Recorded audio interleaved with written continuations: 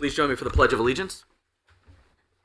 I pledge allegiance to the flag of the United States of America and to the republic for which it stands, one nation, under God, indivisible, with liberty and justice for all. Thank you.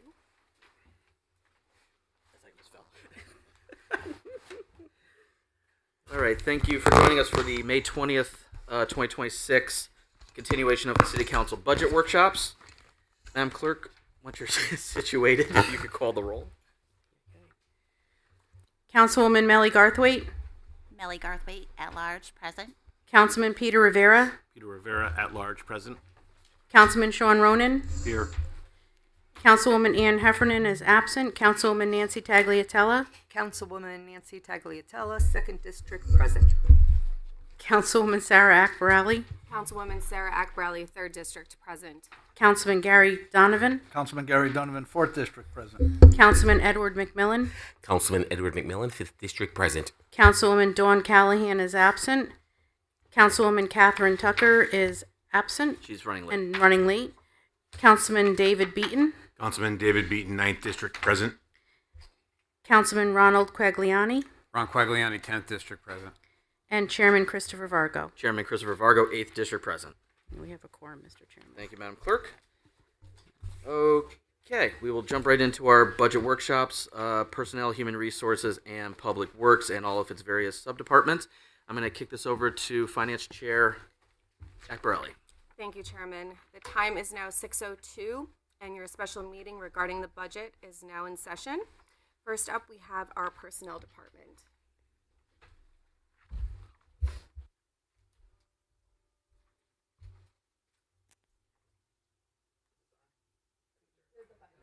There we go.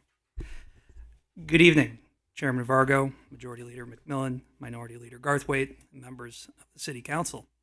My name is Justin Rosen, and I am the relatively new Director of Personnel and Labor Relations here in the City of West Haven.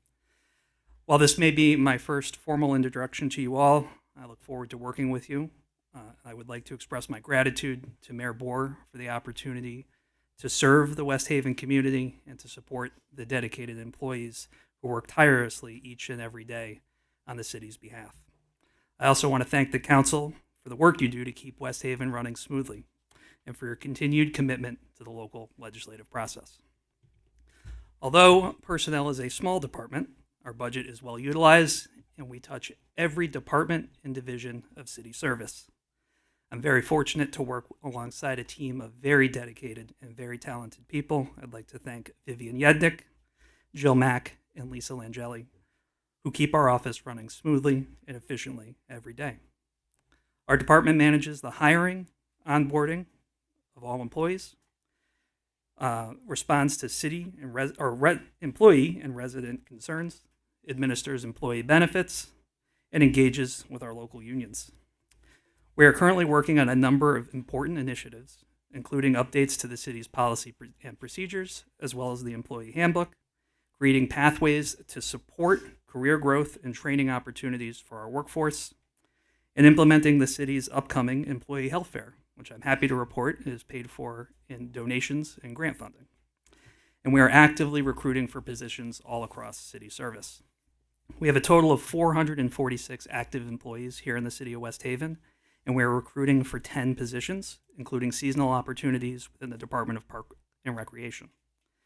You also may have noticed a new initiative here on the virtual display boards within City Hall. It's the City of West Haven's Employee Spotlight Program. This program recognizes employees who go above and beyond by either assisting a colleague, going the extra mile for a resident, or demonstrating exceptional professionalism. Programs like this help our employees feel valued and reinforce the high level of service that we strive to provide each day. In the coming months, we'll be working with various collective bargaining units on successor agreements, and I look forward to those agreements advancing to the council for your review and consideration. With respect to the budget, we do have a few adjustments, with the most notable being the elimination of the administrative floater position. While this role is helpful, in an effort to remain mindful of the taxpayer dollars that fund our operations, we believe it is a nice to have rather than a necessity, and current operations can be managed with existing staff. Other adjustments to the line items in our budget reflect our department now being fully staffed, and have allowed us to have increased ability to complete work in-house. With that, I'm happy to take any questions. Thank you so much. For your training and education, how often do your employees go for training and education? Right now, it's more of an on-demand. If an employee, has a class that they're interested, they'll request it.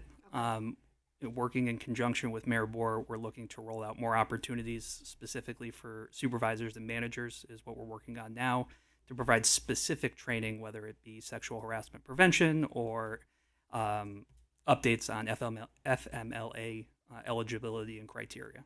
Okay. So that's the one we're working on now. But moving forward, we would like to be more proactive. I don't see that in the budget. I don't see a line item. Training education was centralized through operations department. Thank you very much. I appreciate it. They answered my question. Any other questions? Councilman Beaton? Justin, good evening. Can you just explain to me what professional services are and other examinations are? That's a great question. So professional services covered in the last fiscal year a consultant prior to my arrival. That consultant dealt with much higher level personnel or human resources related activities. Since my onboarding, that consultant was no longer necessary. Under other examinations, last year you may have heard we've implemented drug testing for all employees. That includes seasonal. Last year was the first fiscal year that went into effect, which created a jump, and you'll see that not as large of a jump this year, but it covers the randomized drug testing and initial onboard screening testing for employees. All right, Councilman McMillan. Sorry. Good evening. I just had a quick question. With the elimination of your administrative floater, who's actually picking up that work? Well, we got a few different options. I know the position's been vacant for quite some time, so the position did house, some activities within the personnel department and would pick up various tasks throughout the rest of the city organization. So I'd say, for the most part, if there were activities that needed to be completed, they could be done within the existing workforce of both the personnel department and any department that would need them. Thank you. You're very welcome. Any other questions? Chairman Vargo? Thank you. Hi, Justin. How are you? Thanks. Good to finally meet you in person. We spent some time on the phone and on Teams, so it's good actually. Lots of team meetings. Exactly. Good to see you. My one question is part of the work that the Charter Review Commission has been working on is to making sure that boards and commissions are exercising best practices when they are responsible for any hiring, termination, or other personnel matters. I want to just make sure that with the current workforce, that you think that any influx of work into your department would be satisfactorily covered. Absolutely. I believe you're referring to some of the boards and commissions that oversee hiring and firing, police, fire, ERS. We hit the ground running working with those boards on as early as my first day. So you're already doing that work? We are already doing that work. Wonderful. Thank you. Absolutely. Thank you, Madam Chair. You're welcome. Any other questions for Justin? Councilwoman Garthwaite. I just want to say welcome and thank you so much for helping me the past couple days. I really appreciate it. Happy to. Okay, thank you. Thank you. You're welcome. Any other questions for Justin? Justin, thank you very much for your presentation tonight. Thank you, guys. Look forward to working with you. And you as well. Next, we have our Human Resources Department. Mr. Carano. All right. Page 90, sorry.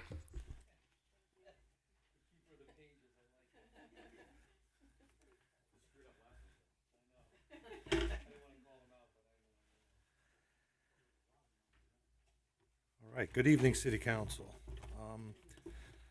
Human Resources. Human Resources is not Personnel Department, as you just heard from. The Human Resources in the City of West Haven is the administrative home of 4 departments: Senior Services, Youth and Family Services, Parks and Recreation, and the Health Department. Tonight we have the departments here. Park and Rec will be next week on Thursday. There are 4 budgets. Again, aside from the Park and Rec, the human resource budget, though, funds 4 essential employees. I am in that budget, as well as our public relations information coordinator, which is Mike, our marketing content specialist, and our HR assistant. It's the home for many other expenses that don't logically fit into any other category, and we'll go through those as we go through the numbers. As far as the HR assistant, most of you know Marissa. She does a great job. She takes care of the energy assistance for hundreds of West Haven people, and we work through the Community Action Agency in New Haven. She has to go through interviews, screen the people, report on their income, and then recommend them for oil assistance and any other energy assistance that we have. She's also in charge of the premier parking for the beaches and all that. You obviously know Mike and Lindsay. If you've been involved with any of the social media things, you see them running around all hours of the day and night and weekends. And that comes with some real resources. It's not free when you do these marketing and social media, but the huge benefit of that is this mayor keeps our residents more informed than anybody I've ever seen. And that comes with a little bit of a price, but it's huge, and it keeps our people engaged. This human resource budget also includes support for our veterans in 3 different accounts that I'll get into.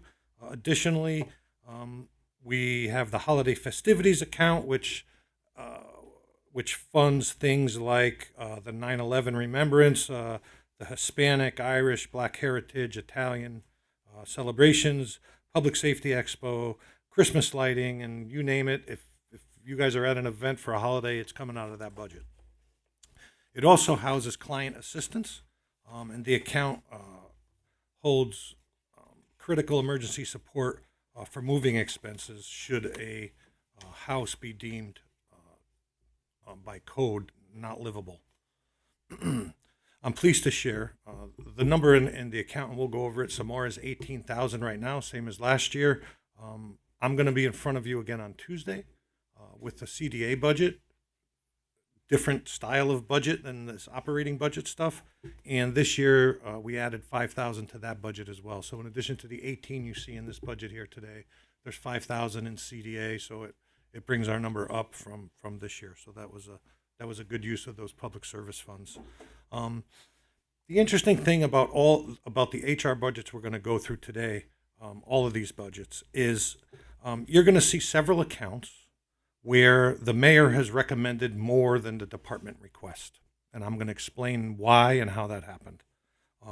It's important to understand that the department request was a result of the administration coming back to the department heads and saying, you know what, go give me your best budget.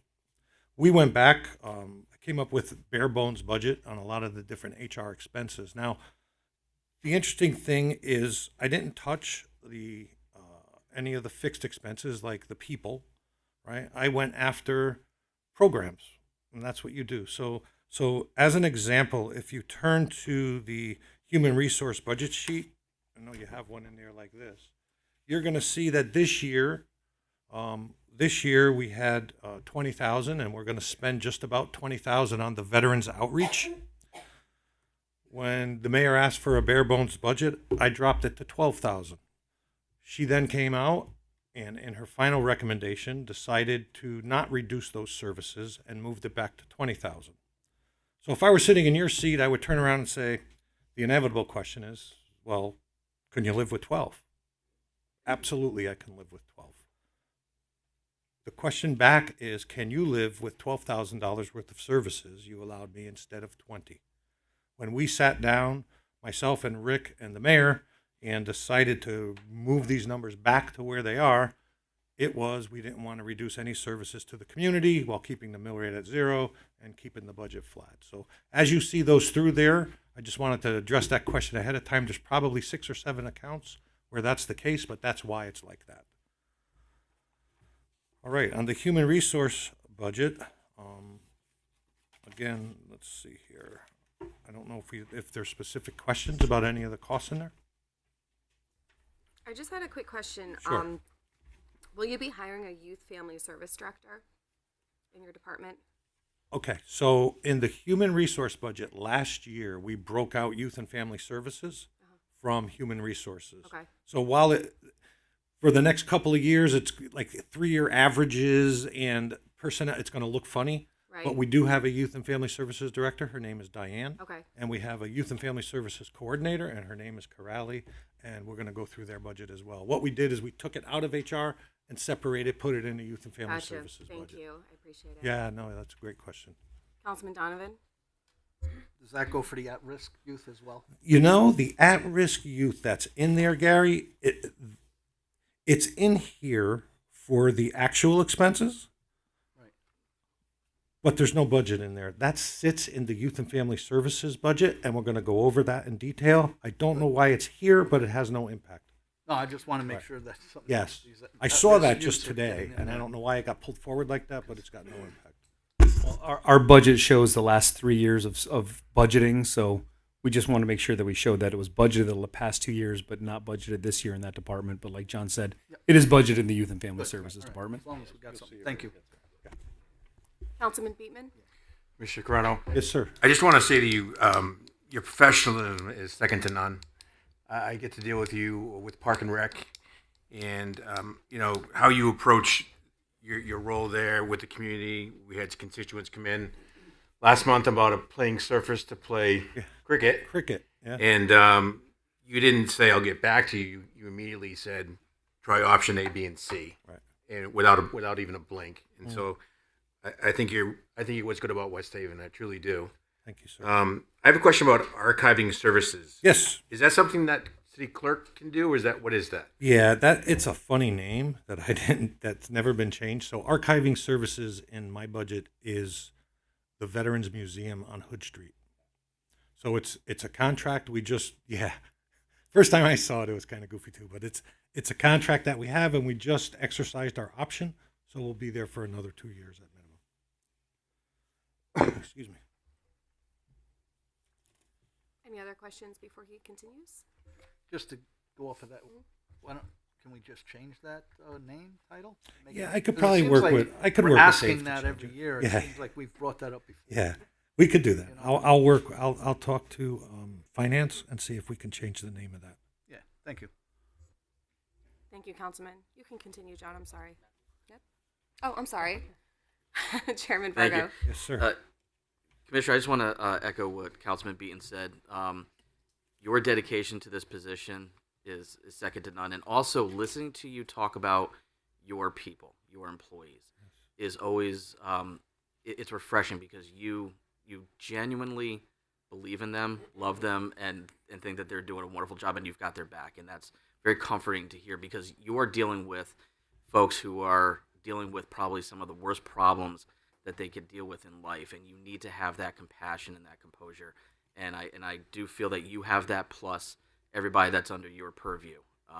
So I just want to say well done in really reshaping this entire portfolio of departments to making sure that we can take care of our most at-risk residents and folks here. Could you just take a couple of minutes and explain what the Veterans Outreach Funds are used for and how best we are servicing that community? Sure. So the Veterans Outreach Funds in the budget, we've used them for, last year we used them for the whiff and poofs. We take out billboards using the Veterans Outreach Funds. The monuments, when we were redoing the monuments, anything to do with veterans is coming out of this account, except for Memorial Day, that comes out of a different account. Now, Beth Sabo, as you all know, is the godmother of the veterans account. So really, I let her go to town on these, and they're in this budget. So, and for the client assistance, I know that there really is probably no ceiling that's high enough for what you need, but how are you finding that what resources we can allocate to that? Are you able to stretch them as far as they can go? Is there anything else that maybe that's not, just adding dollars to the budgets, or anything else that we could do to help support you in that effort? So for the new people, I'll go over what the client assistance. There's something called the Uniform Relocation Assistance Act. When we go into a house, let's say somebody has a fire, or there was an accident that a car went into somebody's house. If the city goes into a house and deems the house or apartment uninhabitable because of code, we are then need to do a couple of things. The health department's been great at this, along with the building department. When Lloyd comes up, he's been great at this as well. The landlord is responsible to relocate those individuals. When that doesn't happen, the Relocation Assistance Act kicks in, and we are responsible for up to $4,000 per person to help relocate them. We've used it several times. We have one right now that's because of lead. We had one earlier in the year. If you remember, I forgot the name of the street out in Allentown off of Derby Avenue where a car went into the condos there. The woman didn't have any place to go. But again, the fire department, all the different fire marshals, as well as health and the building department have done a really, really heck of a job getting these people resources where we don't have to use that money. Does this money get used for assistance with anybody that's unhoused? Not because of code, but because of other situations? That would be the fund where it comes from. So there has been a couple of instances this year where I know we get calls every day. People run into bad luck. We, like you said initially, you can't budget enough money to handle all the calls. So what we try to do is help as many as we can in any way that we can. And this particular account with this 18,000 is there for the contractual where the city is obligated to do this or that. Thank you. Thank you, Madam Chair. You're very welcome. Councilman McMillan? Hello, sir. Hello, sir. I just had one quick question. Yes, sir. Under the human resources, it lists band concerts, gives your totals, but I also noticed that it's under your Parks and Recreation personnel, and they're basically the same amount. So I was just wondering, are both departments offering concerts, or how does that? So the main account is in Parks and Rec. It should be Parks and Rec. Okay. 20,000. And what we did last year is we also had 20,000 in HR because we were trying these winter concerts and other events as well, and we were using it for rollover. If you look right now, I've spent about 9,000 of my Parks and Rec is pretty much spent out for the year. I've spent 9,000 of the HR side, and there's some encumbrances that's going to get that back up to. It's going to be pretty close to both when it's all said and done. Okay, so you're both. They're two different accounts, but they feed off each other. Okay. Thank you. You're welcome. Any other questions? You can continue. All right. Senior Center, Latoya, can you come up? All right, the next one I'm going to be going to, the page is 92. 92. For those of you who have not met Latoya, this is Latoya. Latoya came to us. She's an expert with Medicare and Medicaid. Started working at the Senior Center with Alyssa, and brings a skill set that we hadn't had there. And social working with them, works with Alyssa Eckstein, our social worker in health, which we'll get into later. But there's a lot of resources. For instance, just the other day, we helped a woman get an air conditioner. Well, we're not able to buy air conditioners for people, but there are places. So she has her fingers on a lot of different things. But I'm pleased to report the Senior Center, we've been pretty strong this year. They do a pretty great job. We've successfully implemented a new application and handbook working with our commission. Through the collaboration with the Senior Commission, our peer research that we've done, and Corporation Council, we have this new handbook, and it sounds like it's not a big deal. It's a big deal. Alyssa sweat over this thing for a long time. We also have something called My Senior Center, which we're in our move to Malloy, which you're going to hear a lot over the next two budgets here with Senior Center and Youth and Family Services. The My Senior Center has an actual almost like an ATM. So when the seniors show up to the Senior Center, they have a fob, they swipe in, and you know they're in the building. For the current Johnson Center, you pretty much know who's in the building, right? But when we go to our new community center, it's going to be very important to know where everybody is.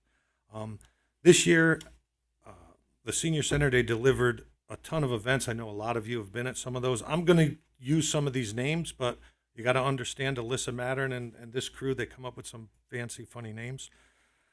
Merry Bright Holiday Luncheon, the Spooky but Not Scary Halloween Party, the Married 50+ Years Valentine's Luncheon. We do grab and go brunches for both Mother's Day and Father's Day.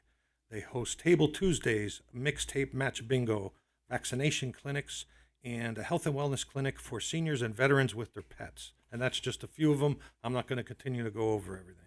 For the first time, we asked the Senior Center to table at the Savin Rock Festival, which was interesting because the mayor had come and said, you should all be there. All your departments should be there, which we did. And it turned out great. I mean, the feedback from the community was fantastic. Donna's Destinations, if you don't know about Donna's Destinations, Donna is an employee that works out at a senior center, and she came up with this kind of Donna Destinations thing where they go on all these trips all over the darn place. It's really awesome, and the seniors love it. They were just on one today as well.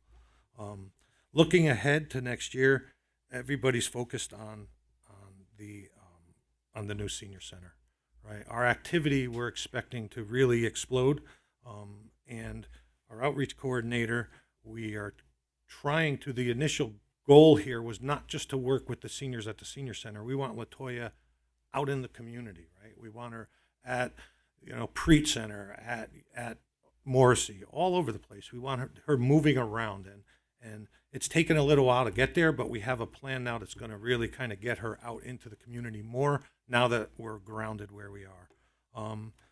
Again, the major goal next year is absolutely getting into the community center and increasing the amount of recreational activities that we do. The budget itself, the most interesting thing on here is probably the transportation. I can talk to you a little bit about that. We used to use DATCO, as you know, as our transportation supplier. We went out to bid this year, and we ended up with a company called SNAH. They called SNA. Thought it was going to be a real simple transition. We were saving a ton of money. This is going to work out fantastic. It's been a very difficult transition, but we are finally almost there, and it allowed us to really drop our budget a little bit next year. But that's kind of where we are. I don't know if there's any other questions on any of those other items in there that I'd be happy to answer. Any questions for John regarding Councilman Quagliani? Thank you, Chair. So, John, can we, as far as going back to the transportation contract, so it went out to bid, and then this company, SNAH, Yes. won out over DATCO. Is that's the West Haven Senior Shuttle that we see going around town? Is that? Yes, there was 4 bidders, right? And SNA came in, and they have a greater. If you ever heard of Greater New Haven Transit, you see their shuttles. They do that in other places, and it's kind of like they used us to buy into the area, which is fine with us, right? We're saving a ton of money. You could buy in. You can use me, right? That's a good reason to use me. And now we have 2 shuttles. They are buying the senior shuttle. That's the natural gas shuttle. We're trying to get that off the books quickly here, but the transition was delayed, so we're not there yet, but we're ready to go. And they brought another shuttle, a 12-passenger shuttle with wheelchairs, and that's enough because what we do for senior transportation for the new people is there's 2 shuttles on every day of the week. We have 1 shuttle that goes around and picks people up that can't otherwise drive to the senior center and brings them to the senior center for an hour and a half in the morning. It takes about an hour and a half the whole route, and then in the afternoon they take them back home to wherever they came from, and that's 5 days a week. And then 3 days a week we have a shopping shuttle that takes people usually from the housing complexes, so Surfside, and there's a general route, just like you would if you were a city bus, and it goes to Kohl's, and it goes up to ShopRite, and it goes to Stop and Shop, and it just has this regular route, and you get on and off whenever you choose, and that operates 3 times a week for 7 hours a day. So the three-year contract? It's I believe, Ron, it's a 2 with an option, I believe is what it is, yes. Okay. And we never looked at piggybacking with the Board of Ed on their contract with their existing. bus company to get maybe a lower rate? Now, I was waiting for that question. That would be my first question, and it's the first thing we tried. We sat with Winkle for a long time and tried to convince them. That's what took so long in the transition, is we were waiting for Winkle, please do this for us, and it just didn't work out. They didn't have the equipment, and the times we needed them, they didn't have the extra people. They were comfortable. Actually, Kathy Chambers and I went and sat with Winkle and like, look, we really want you to bid on this thing, and Yeah. they Okay. ended up not. But Yeah, that was well, our initial thing, is let's piggyback on board Ed. We were right there. All right, I appreciate you trying. All right. Thank you. Yeah. Thank you, Chair. You're welcome. Any other questions regarding elderly services? Chairman Vargo? Thank you. John, since you brought up the Malloy Center, I see that under the 5-year capital plan that there's a number of items here specific to that, basically $115,000 for $50,000 for facility improvements, another 50 for equipment and furniture, and then 15 for electrical charging stations. Can you just give a high overview of what your vision is to use that bonding for? Yeah, Rick, do you have the details on that? I don't have that in my piece. 132. Budget got all screwy. It's also backwards. 132.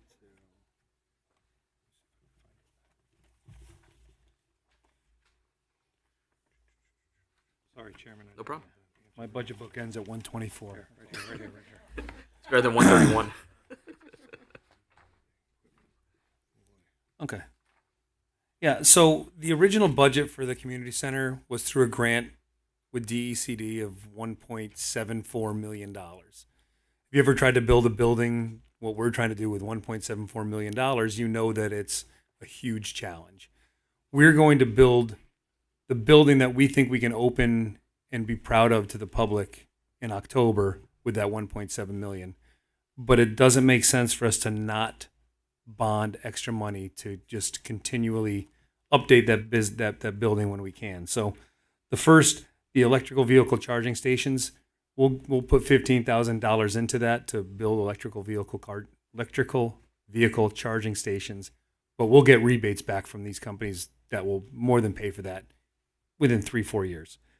Equipment and furniture, we've got money in the budget for that, but that's the original. That's just to open the building. So we're doing the first floor. We've got a second floor that we need to furnish. We're doing good with our sponsorships with that. So we should have a lot of money to do that. So, but that $50,000 is also to help supplement the furniture and that. And then just facility improvements. Like I said, it's $1.7 million goes fast. We just got the last bid in yesterday for bathroom reconstructions, ADA compliance, chairlift, boiler replacement, other things like, and it came in at $670,000. So the money goes quickly. The money goes quickly so $50,000 is where it seems like a lot. We're amortizing that over probably a 10-year period. So I was actually going to go in the opposite direction because I had the pleasure of touring the facility with John and Ernie Chiarelli. And I want to make sure that's actually enough. I think the first year bonding the bonding plan we have for the first year is good. I think next year we might change this bonding plan to see where we are when we open and how we do this. But that's the good thing about a capital plan is you can change that year by year. But I think year 1, 27, I think we're good. That'll get us through. That'll get us through. That'll get us through and get us probably past where we thought we were going to be. And with respect to the budget, I'm assuming this budget contemplates opening up the center, opening operating up, the staffing center, it, yes, and everything. So everything is built in. Well, the good thing is that we're no longer going to be paying utility bills at Noble Community Center. We're no longer going to be staffing Noble Community Center. We'll just move all of that operational money over to Malloy. Great. So thank you. Yep, you're welcome. Any other questions regarding elderly services? Councilwoman Garthwaite? John, I have a question about the transportation. Sure. The to and from for shopping, is that available to any senior citizen, or is it just available to the senior citizen center members? Yeah, most of the people that ride that shuttle are not senior members. It's open for anyone. It's for any resident. Any resident. As long as they're along the route, hop on, hop off. I had never heard of this. So I'm curious, is there a schedule someplace that we Yeah. could all share? Sure, Because I we know can- that a lot of seniors would be interested in Yeah. utilizing it. Yeah, so absolutely. We can get you a schedule. Like I said, it operates for 7 hours a day, 3 days That's a week. awesome. So, some weeks are busier than others. Some days are busier than others. Some days there's nobody on it, right? It's just a rotating bus. So yes, we can get you a schedule. Okay, great. I will make Thank sure you. to do I that. really appreciate You're it. welcome. Yes, go ahead. Councilman Beaton. Ma'am, elderly nutrition, is that Meals on Wheels? It is, okay. Thank you. That was easy. You did great. Councilman Quagliani. Thank you, John. I thought about this earlier. So with you moving senior services over to the Malloy building, now there'll be 2 floors open at the Noble Community Center, correct? So is there any thoughts on repurposing that, or I guess there are some. I think there are a lot of thoughts about it. Okay. I'll let. Nothing we're really, nothing we're really looking to announce yet. But yes, there are behind the scenes discussions on a very, very good utilization of that building, and it has to do with education. So Okay. yes. Yeah. Thank you. Thank you, Chair. You're welcome. Any other questions? All right, John, you can continue. Latoya, thank you. And thank you very much, Latoya. Corrali. We appreciate you. All right, Youth and Family Services. So I'm excited to highlight some of the progress Youth and Family Services made in 26. Go ahead, page is. 94. Thank you, sir. Through close collaboration with the Recreation Department, Health Department, Board of Education, Police Department, School Resource Officers, West Haven Prevention Council, we've expanded quality programming for youth and families. We delivered comprehensive school-based prevention and enrichment programs across all grade levels. This included classroom and assembly programming on domestic violence and healthy relationships. Every student at the high school got that training. So we talked about this a little bit earlier when I was in front of you on another matter, the health department. Every student knows what has been trained and was in a class on what a healthy relationship is. We've done emotional freedom techniques, the popular Kevin Sherwin Music Appreciation Program. We expanded our after-school social and emotional learning programs with late bus transportation. We're offering Lego enrichment at 4 elementary schools. Drumline and SEL for grades 5 and 6. We targeted SEL support at Bailey Middle School for IEP 504 students, and continued SEL Plus with the West Haven Prevents Student Committee at the high school. Speaking of the West Haven Prevents Committee, one of our youths in that committee, in the leadership committee, we sent 10 students to the Youth Service Bureau Day up in Hartford, and at the state capitol, they were met with legislators, and one of the West Haven Prevents students represented West Haven on a statewide panel now. So that's pretty awesome. Our at-risk enrichment efforts included youth diversion panel for first-time offenders. I'm going to stop here for a second because if you don't know what this program is, it's unbelievable. Things are different than when most of us were younger. I mean, you got in trouble, you got taken home, your parents, you got a polyod and off you went, right? Now what happens is with all these video cameras and everything else, these kids get real jammed up. I mean, they get arrested. I mean, there wasn't police officers there, right? These are younger kids, 13, 12, 13, 14. We have a diversionary panel that includes Corrali and Diane Dietman. It includes, Lieutenant Paterla, and somebody from the court system and DCF? Probation officer. So when a kid gets jammed up, which this happens all the time, instead of the child having to go through the court system, the court system, based on our recommendation, will send them to our diversionary panel. And then this group of people will work with this child on diversionary measures going forward. I mean, lots of different things I've seen, and I'm not involved at the level they are, but you know, taking pictures of yourself is very common when you're very young, but that comes with serious consequences in today's day and age. I'll just leave it at that, but this diversionary panel has helped an enormous amount of children, and it's one of my favorite programs that comes out of there. We have the Westies VIP programs, vacation break basketball tournaments. We just had one up at the Nike site, 3-on-3 basketball tournament, team bowling, futsal clinics, back to school haircuts for 64 boys last year, and there's a ton of other popular events. Additionally, the WINK program continued a vital monthly English and Spanish parent support groups, and we have something called the WINK Cafe where a lot of family members attend, and Sib Shops, which is an event just for the siblings of people with special needs.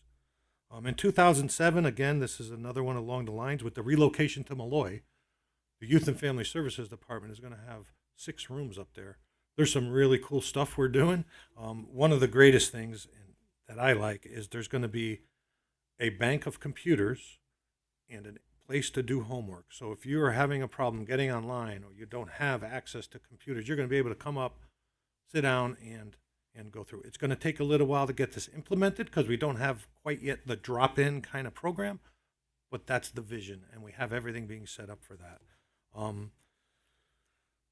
So there's a lot of other things I can go into on the Youth and Family Services, but they do a really great job and really the target is the thing. One of my things that I'd like to see more of is we do a great job with special needs children at this point. With the move to Malloy, we need to get into more all children, not just special needs kids. So, and hopefully we'll have the breadth to do that. We will have the facility.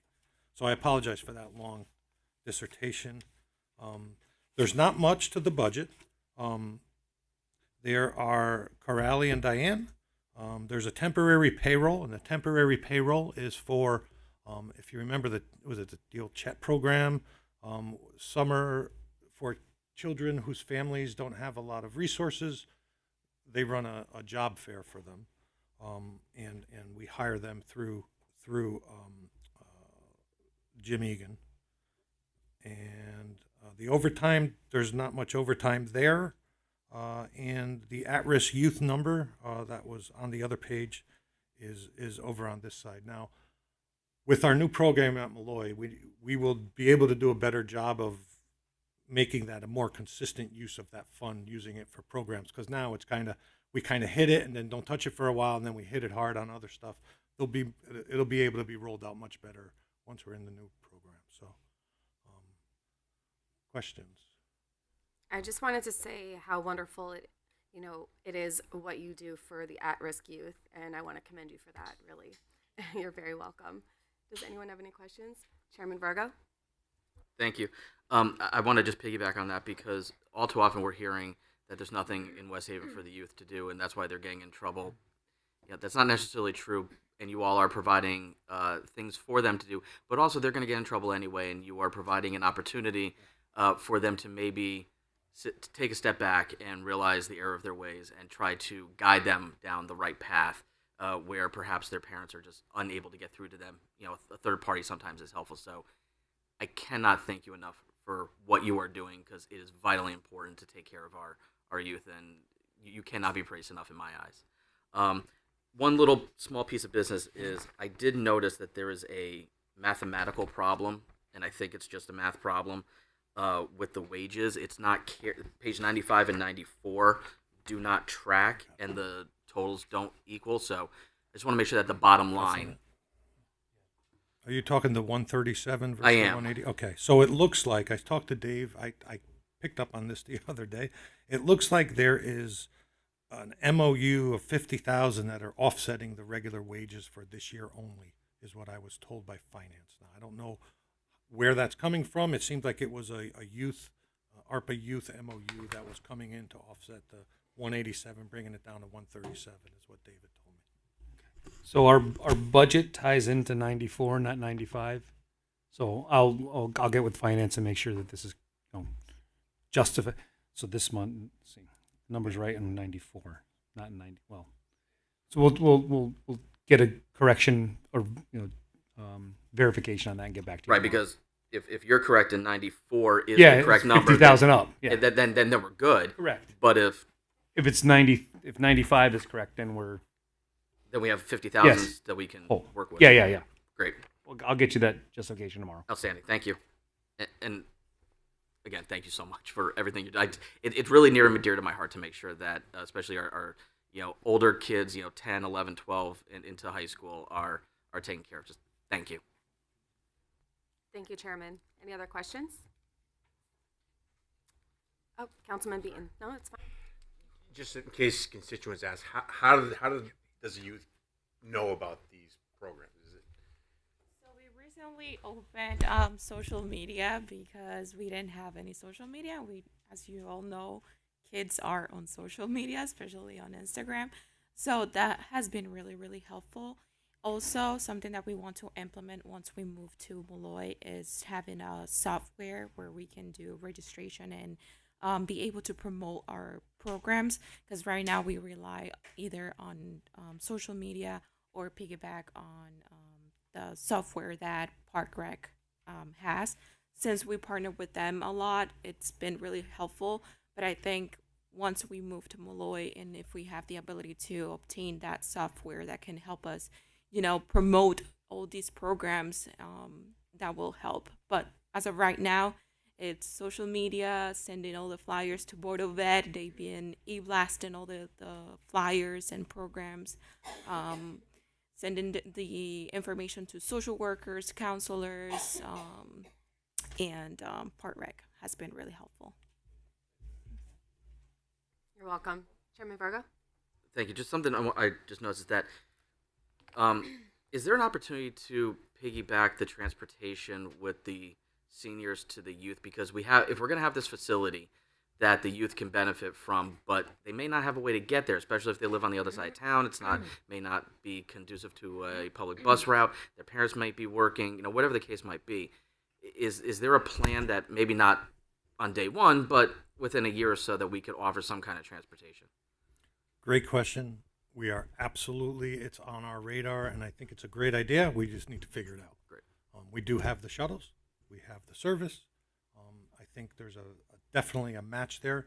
Again, I talked a little bit before, we don't have this whole drop-in thing figured out, but that's kind of where we're going. Thank you. If we can get the kids there, we can keep them engaged. You also have to get them home. You also have to get them home. That is true. That's important. Yes. Thank you. You're welcome. Any other questions? Again, thank you so much for what you do for our youth. All right. Ms. Sheila Carmen, the Director of Health. Page 100. I am not going to go over the accomplishments and the next year. We went over it a couple weeks ago with the annual plan. The health budget is about the most straightforward budget you're going to see. I'll just give you a brief summary. So there's 9 people in the health department. We have a director. We have 4 environmentalists, which you would know them as sanitarians. That's not, the environmentalist is the proper word now.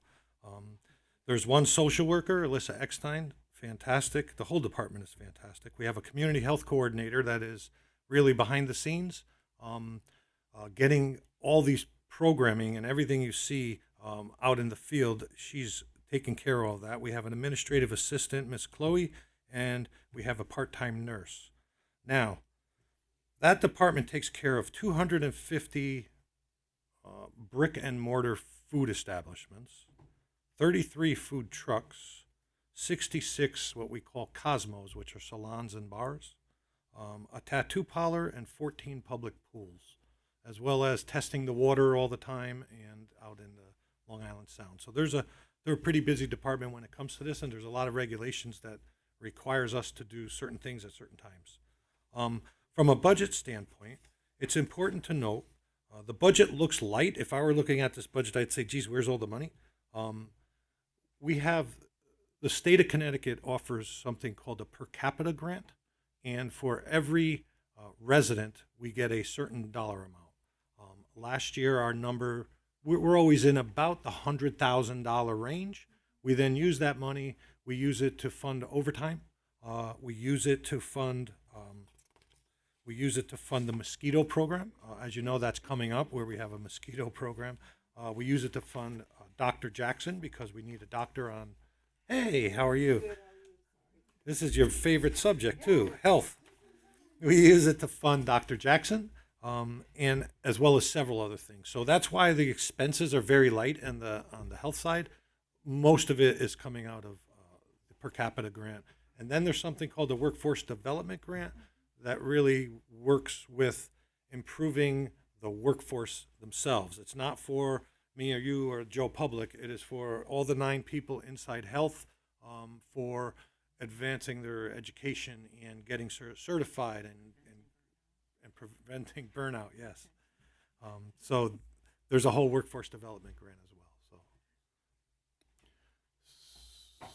So that's what we have. Is there any questions on the numbers? Any questions regarding the Or budget? in general? You're more than welcome to. Yes, sir. Councilman Donovan. I gotta go to her first. She's gotta let me know. I noticed in here, the health secretary, is she under contract or is not? Yes. I mean, there's no raise to her. Everybody else got, that's why I'm just, did she do something wrong? Yeah. No, she's good at what she does. She's in the 681. I don't think that came through yet by the time we saw this. They haven't come up yet. Right. Okay. I just want to make sure that this wasn't an oversight. And Nope. we left her hanging. Yeah.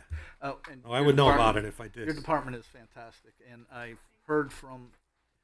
I talk with not a lot, a few of the homeless people, and I guess Alyssa has contacted them. So she's doing a phenomenal job out there. So just want to let you know that it is working. Alyssa is around everywhere. She's at the, when the library people were here, they talk about it being a shelter. They're not wrong. They're, a warming and a cooling, and Alyssa goes to where the people are. And when we were at the last meeting, we had some people talk about a group of people that were on the street. The next day we talked to Alyssa. She knew exactly who we were talking about. She knows exactly where they are, exactly where their tents are. That she knew everything, exactly what we were told. We had mentioned that. I bet you she knows them. She knows everybody here. You're welcome. Councilwoman Tucker.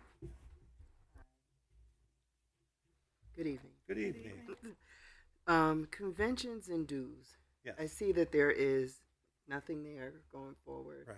Did that move under the bucket that's in the general fund? Is that what that is? It did, but a lot of the things we do through the health department also go through the per capita grant. Okay. All right. Oh, I'm sorry, and workforce development. I was going to ask you that. Does Yes. the workforce development Yes. grant cover some of Yes, that? yes, a Okay. lot of that actually. So we go that you would know the nacho and all that. Yeah. That's workforce development. Okay. It pays for everybody's dues. Okay. And then the second question I have is about, I know you're doing so much. You're out, and I love it that you're out and about because you're needed. But are there any resources that you think that you need in addition to, what is here, based on what you're seeing now that you're more involved? Because we haven't really seen the health department in the community as much as you guys are out there, the way that you're out there now. Sorry. Yeah, we're doing, yeah. So we have, go ahead, you want to do it? So it's a great point. Right now we have a part-timer, and she actually just got a job in Indiana. She just graduated with her MPH from the University of New Haven. She'll be leaving us soon. So we actually have a nicotine program coming where we got a small grant, and we're going to use workforce development to hire behind her as a part-timer. Mm-hmm. The mayor and Sheila have worked with Southern Connecticut. We're going to have 3 interns kind of helping. One's going to be with Alyssa because you need to report to an LMSW in order to be. She's just testing me because she's a doctor. No She knows. tests here. We'll never do So that. yes, there's an awful lot of things we're doing, especially with Southern and UNH, and Sheila's very involved with the education and everybody. Even University of Bridgeport. Yeah. I mean, I've worked with all 3 of them consistently since being here. So you're partnering with the schools, and that's saving you from needing additional resources. Yeah, for sure. We hire interns regularly since my arrival. We've been hiring interns, and of them was Janet, and she did so well. We offered her a part-time, regular position. So Yeah. no surprise here that she has landed another role, and Okay. will be relocating out of state. Okay, and the nurse. And our nurse, our nurse is all, our nurse is embedded in the community. I mean, she does a lot for Alyssa's department. She's with them quite a bit. She has managed a very active TB caseload that just does not go away. Yeah. So yeah. For those that don't, and you may be able to share better than me, and Sheila, I'm sure can, but when there are certain diseases or viruses that when somebody contracts them, they have to notify the local health department, where then the nurse or Dr. Jackson need to follow up. And some of them are continuous follow-up, like tuberculosis cases, which there are a lot, and some are just require a phone call. So our nurse is making house calls. pretty much, we have her part-time, but there's some weeks where she's every bit of full-time. Yeah, and I just want to thank her, publicly, because, as you know, I'm in New Haven, and she came to help get our program set up in New Haven. So I just really want to thank, and she's extremely knowledgeable and is doing an amazing job, and the people at the state acknowledged her work. So I just really want to, call that out. Stacy's great, and as for those of you who went on the tour of the new community center, there is a whole area there where she's going to have a nursing station right on site. So she's going to be able to have a desk here, maybe one day a week, a desk up there one day a week, and just kind of be around. People like that, social workers and nurses, if you're present, you're going to find they'll find you to do something, right? So it's And my very last question, I promise, That's all right. is about mental health services. I know that you had done some work in that space. Can you just talk about where we are with that right now? Sure. I mean, there's always going to be a need for mental health services. The folks that we encounter on a daily basis that are homeless are usually dually diagnosed. They suffer from mental health and substance abuse. We partner because that's our best way of providing services, to provide the resource, to provide the referral. So we work with Bridges, we work with BH Care, and those are the organizations, even Cornell Scott Hill Health Center, to provide mental health resources. We are hosting a mini mental health resource fair in collaboration with Bridges and Cornell Scott Hill Health Center on May 28th, right here at City Hall. So if you're not busy, please come on down. And also in October, this is pretty new. In October, it's when we run the Health and Safety Expo with all the fire trucks and everything down over.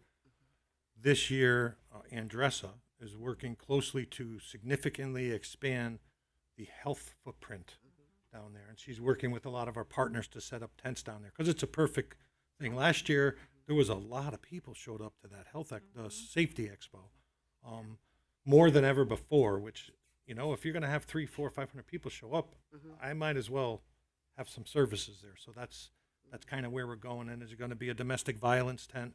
There's going to be a mental health tent. There's going to be our own health tent. So we're going to have a lot of different tents down there, just kind of piggybacking off of what's already happening. Yeah, and my next to my very last thing, domestic violence, because we hear people come in very often and speak to us about domestic violence and are asking, what the city is doing in the way of addressing femicide and domestic violence and things of that nature. And I know that you've been doing work in this space, and we've been kind of sharing that. But I just want you to talk just a little bit, if you didn't already before I got here, about the program that you put on. Because it's her now. Sheila probably wouldn't tell you this, but we just held an event. Nellie, you were there, down at the beach, and the woman that is the CEO of the Connecticut Coalition for Domestic Violence came down to see what we were doing. She was so impressed that she asked Sheila to work with other health departments and roll out the kind of things we were doing to other health departments. Additionally, Sheila just got back from Hartford last week, where she got an award for domestic violence, being involved with domestic. Yeah. so yes, we hosted the beachside chat in collaboration with BH Care. And in October, we wanted to do it. And this is the mayor's initiative. So we have to thank Mayor Bora for thinking about this critical issue and wanting to do something different. And different in, reaching out to our faith-based leaders, reaching out to our hair salons and our barber salons, right? Because I don't know about you, but my hairstylist has known me for over 20 years. She knows my entire life story. When I sit in her chair, I'm telling her everything. And so a lot of times I found when these incidents happen, the person usually says, the last time I saw her, I knew something was off. And so we just wanted to give them the tools so that they could maybe probe a little more, that they can make an assessment. And we set up, the resource information in a really nice private area, the restroom inside of these barber salons and beauty salons, where people aren't afraid to take the information. You'd be surprised. We put that in the hallway. Somebody's going to walk right by. They're nervous. They're wondering if somebody's looking at them. And so they won't, take it. But if we put it in a private space, then they can feel free to take the information if they need it. And so that was the mayor's initiative. And we decided to just not wait until October when they, kind of memorialized domestic violence. Let's do this throughout the year. And that's why we most recently held the Beachside Chat. It was intimate, but Connecticut Coalition Against Domestic Violence is the organization that Megan Scanlon is president of. It's the organization that I was honored. I was one of the 100 last Friday. They actually had a panel discussion during that session as well, which was heart-wrenching to think that, we live with this every day. So we will continue to explore ways to collaborate with not only BH Care, but now Connecticut Coalition Against Domestic Violence, and to just continue to build awareness in our community here. Yeah. Well, thank you for all that you're doing in that regard and, all that you've done. I'm just really happy that you're here and that you're in the position and that you're working with Commissioner Carano on this. And I'm very happy to see both of your passion, in this space because it's really important work that you're doing. So thank you. Thank you, Dr. Tucker. Thank you, Councilwoman. And again, thank you for all that you do. It's very important work and we truly appreciate it. Any other questions? Just real quick, but first of all, I'm going to call out Councilwoman Tucker because in addition to being a doctor, you are also an educator. So that was absolutely a pop quiz. Oh, It was. I saw it coming. My real question is that we spent a lot of time focusing on the larger budgets and the larger budget adjustments, the 5 figures, the 6 figures. But I know that when you have such a lean budget, such as your department, a couple dollars here or there could make or break a program. So I do notice that specifically on uniform allowance, medical supplies, and other operating supplies, comparatively speaking to what the budget is, there was a pretty drastic reduction. And I'm assuming that your answer is that it's going to be coming offset by grants. Is that the case? And are you comfortable that you have what you need? Because you don't ask for a lot, you don't need a lot, but I want to make sure you have what you need. Yeah, I mean, we have what we need, and frankly, if there was a need and we were over budget, I would find it. You would get it. Okay. Thank you. Thank you again, for Sheila would make sure I found it. Just so. I've had the pleasure of having correspondence and work with you, and your professionalism is top notch, and you know what you're doing, and you obviously care about everybody. So thank you so much for everything you do, everybody. Any other questions for John or Sheila regarding the health department? No, thank you so much, Sheila. Thank you. Really appreciate it, and you too, John. Thank you, City Council. I'll see you Tuesday. Thank you. All right, up next we have Public Works, Mr. Rob Sandella. Start page 76. Thank you, Councilman. Hello, everyone. Some of you recognize me. For those of you who don't know me, I'm Robert Sandell. I'm the assistant to the Commissioner of Public Works. My job largely revolves around the operating budget, some bond accounts, coordinating the middle supervisors, organizing some events, organizing some subcontractors for various projects. Unfortunately, Commissioner Sissick couldn't be here tonight. He had a prior family commitment, so he will be off until next Tuesday. So if there's any questions that we don't answer to your satisfaction tonight, please feel welcome to text him or email him on Tuesday. He'll be gone for 5 days. He'll be glad to get back to you and take care of any of your concerns. Who I do have with me tonight is I have Rob Woolsey, who's relatively new to the management team.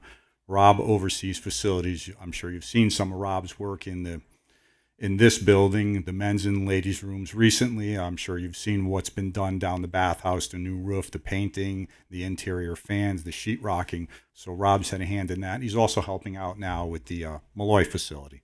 Also, Dustin Worley's in the back. Dustin's the operations supervisor. Dustin handles trash, recycling, compost, trash, more trash. A couple just quick things I wanted to highlight that we've been working on, because I think sometimes, and Phil's sort of like me, once we put our head down, we kind of don't peek up and maybe we don't communicate as well as we should. Obviously, you've driven around, you've seen the work in conjunction with the administration being very generous to help us, but you've seen the amount of paving we've done.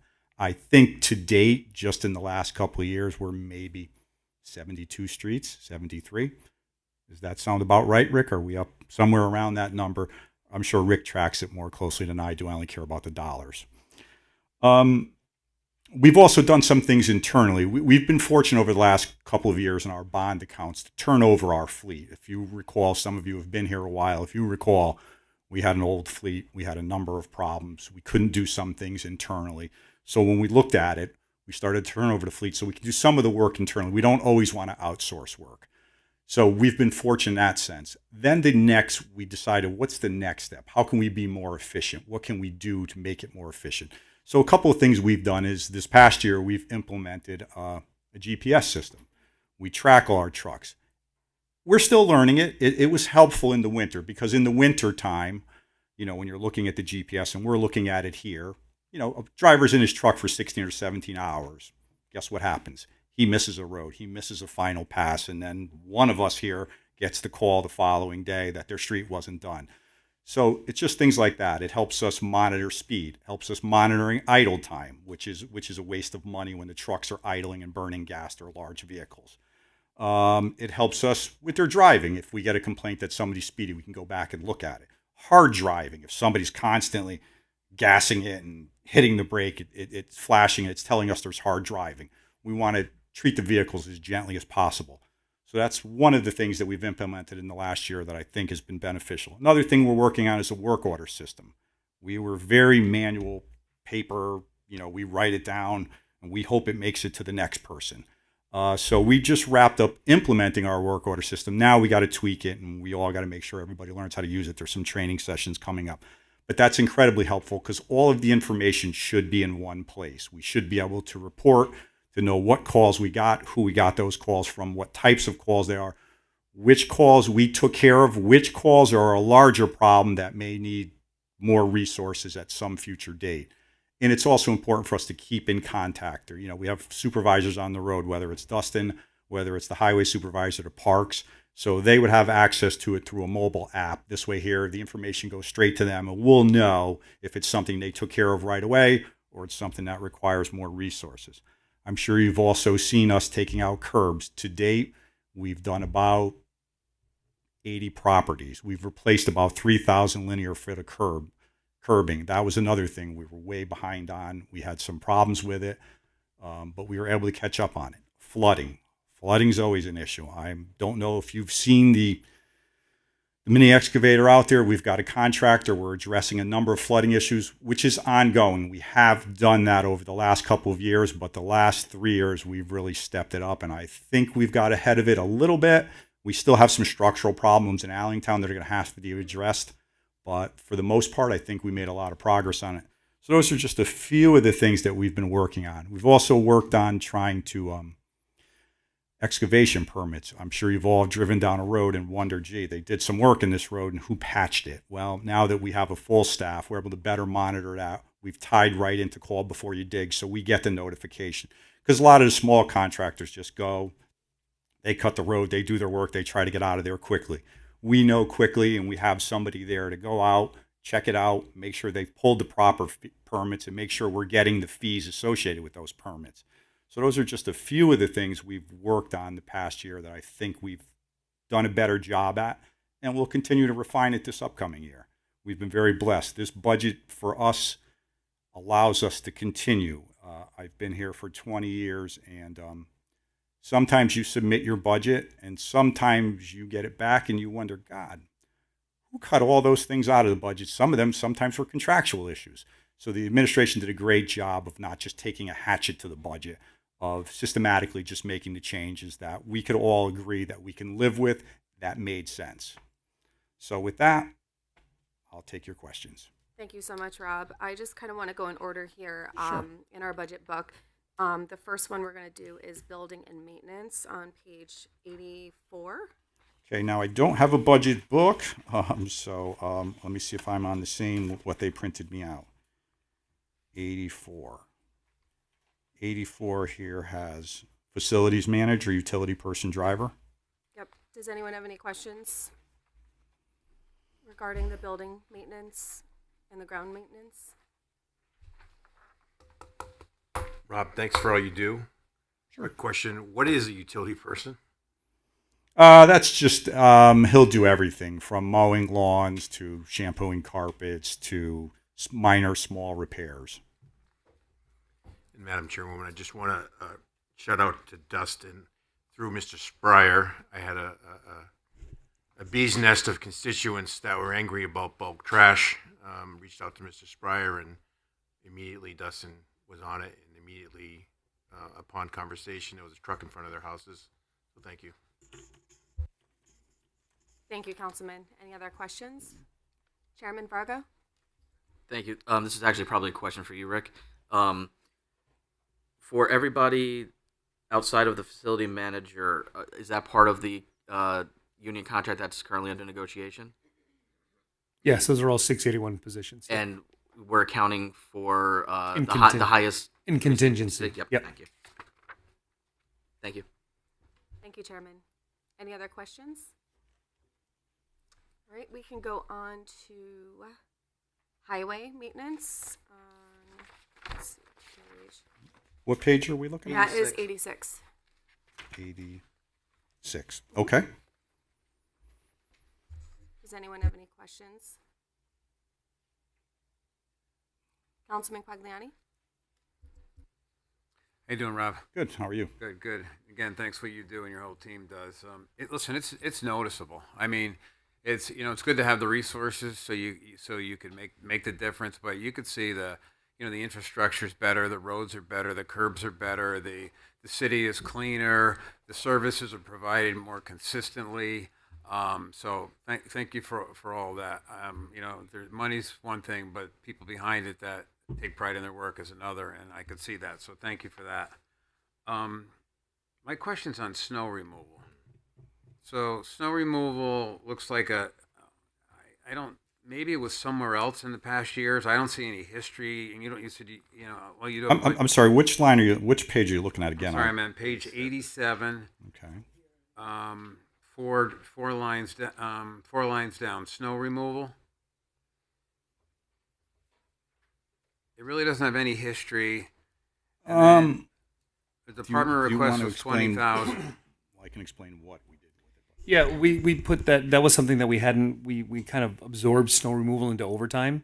This was, this last storm you saw, we had 2 or 3 storms where we had to haul snow out. So this is just a placeholder budget item for if there's additional snow removal that has to happen, that we don't have to take it out of our town aid road, we don't have to take it out of our overtime, we can book it to this budget here. So you have other accounts that you draw on for snow removal and then keeping this as a just in case. Yeah, snow removal, it all falls into overtime. That's there's no single line item. This is, like you saw, we had to hire contractors to come and haul snow out for us. I was concerned that $10,000 was the budget, and I was going to say this. No, this is just a secondary budget, Okay. just in case budget. Yeah. All right, thank you. That was my question. Thank you, Chair. And street lighting, is that coming from somewhere else? I don't see that budgeted. Street lighting. That's all centralized. We don't handle it. Okay. It's just in our budget. It's been moved out and it's centralized. Very good, thank you. We don't pay for any of that. Councilwoman Tagliatella. Thank you, Madam Chair. Hey, Rob. Hey, how are you? I'm doing well, thanks. Just a quick question on rental of land. Yeah, that's a small one. We have there are some easements that we have with the railroad up there, and honestly they don't even bill us consistently. It's like $150 a quarter for each of the three easements. Sometimes we get bills, sometimes we don't see a bill for a year and a half. We don't contact the railroad to find out. No. Thank you. Sure. Any other questions?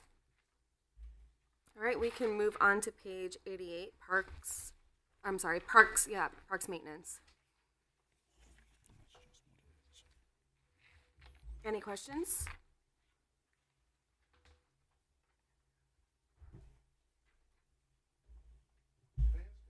Absolutely.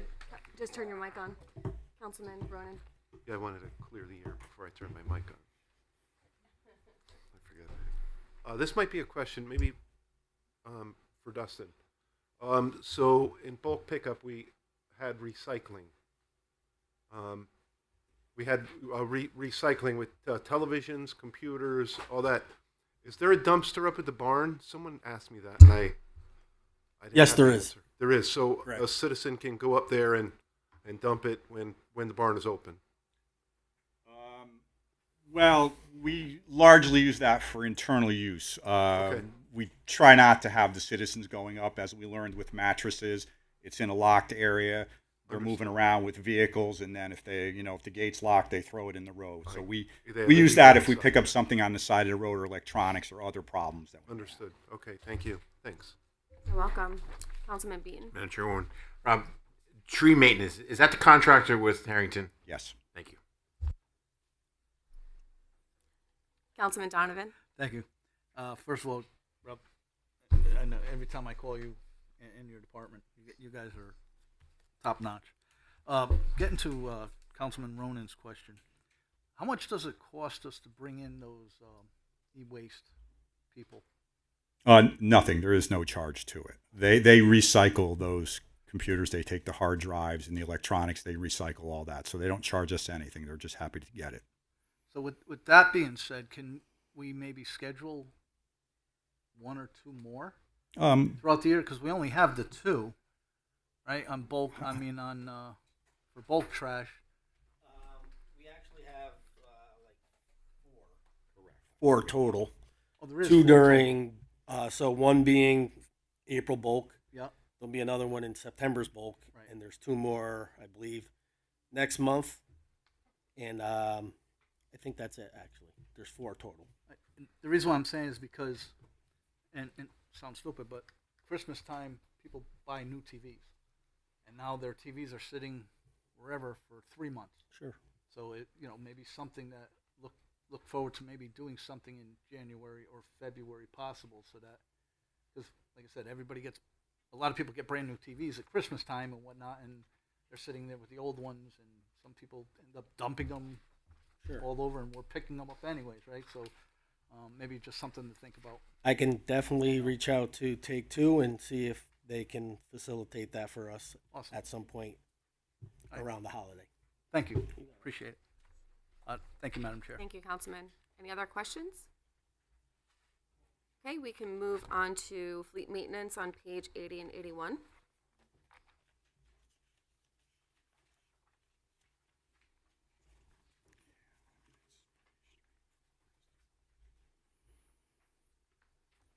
Chairman Vargo. Thank you.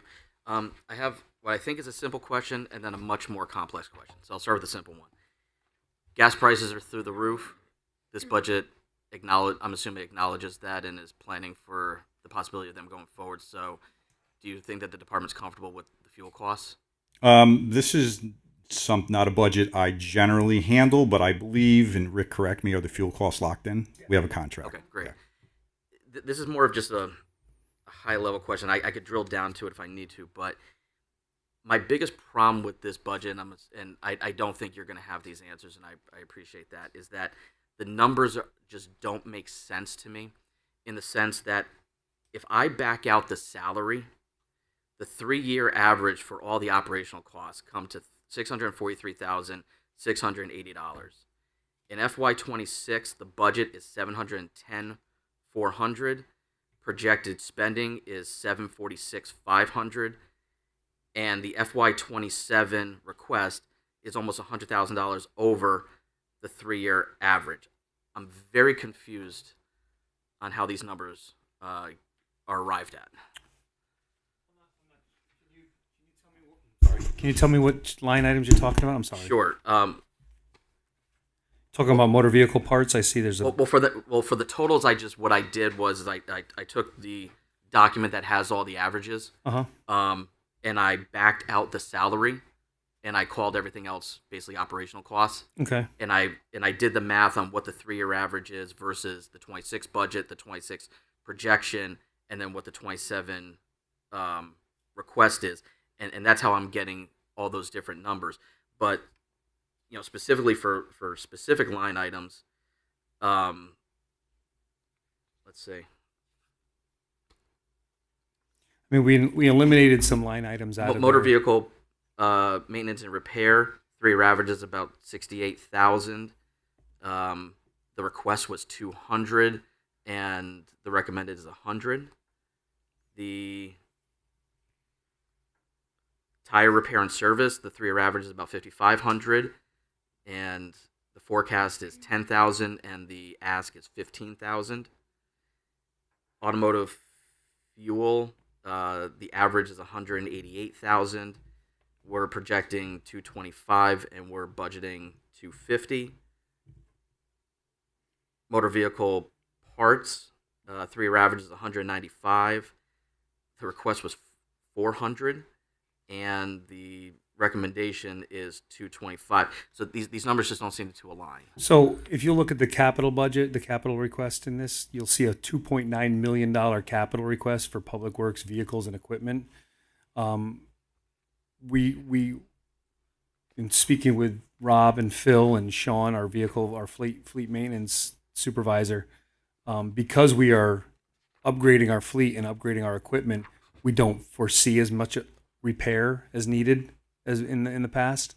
But we are short-staffed in mechanics, so when we have to do a lot of this maintenance, it goes outside of this. I mean, this is something that we sat down with Public Works and went over this budget a bunch of times. I mean, I'd be happy to take another look at these with you if you'd like. Just for the reason of my question is that a couple years ago, we identified a 6-figure savings, and I didn't hear any complaints that when we did that in this particular budget that really resulted in a huge problem for the department. And just seeing the pretty large discrepancies in the totals that I identified, but also what the averages are and what the requests are and what the current budget is. I'm wondering if there's some room in this budget that we might be able to see some savings to either offset, other budgets that may need, a little bit more money, or perhaps just reduce it. Yeah, like I said, we are looking to upgrade our fleet. Everything every year. When outside services get more expensive every year, it's just this is where we were comfortable with this budget, based off of trending, based off of forecasting. But like I said, this is something that we can definitely get a little more in depth into if you'd like. We can even ask Sean if he'd like to be here a little, to kind of get into this a little more. And just for the record, he was unfortunately he was not included in the original scheduling email. So when I did reach out to him, he already had committed. Yeah, he was unavailable. So he's unavailable. So that's why he's not here. I just want to put that out there. That's why he's not here tonight. But he's very. He took over for Bob Orifice, who had been in the position for a number of years. Sean's been here for a number of years, and he's super knowledgeable, and he's super.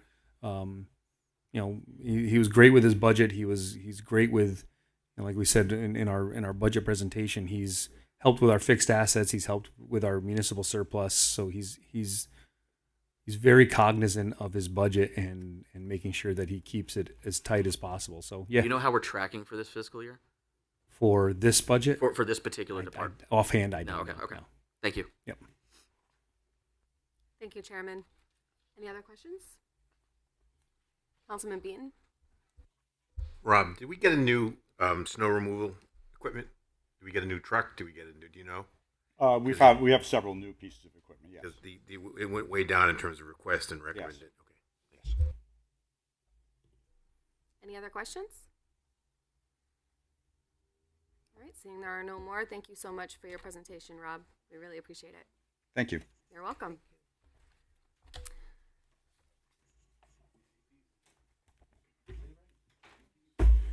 Chairman, I'm going to hand it over to you. All right, thank you.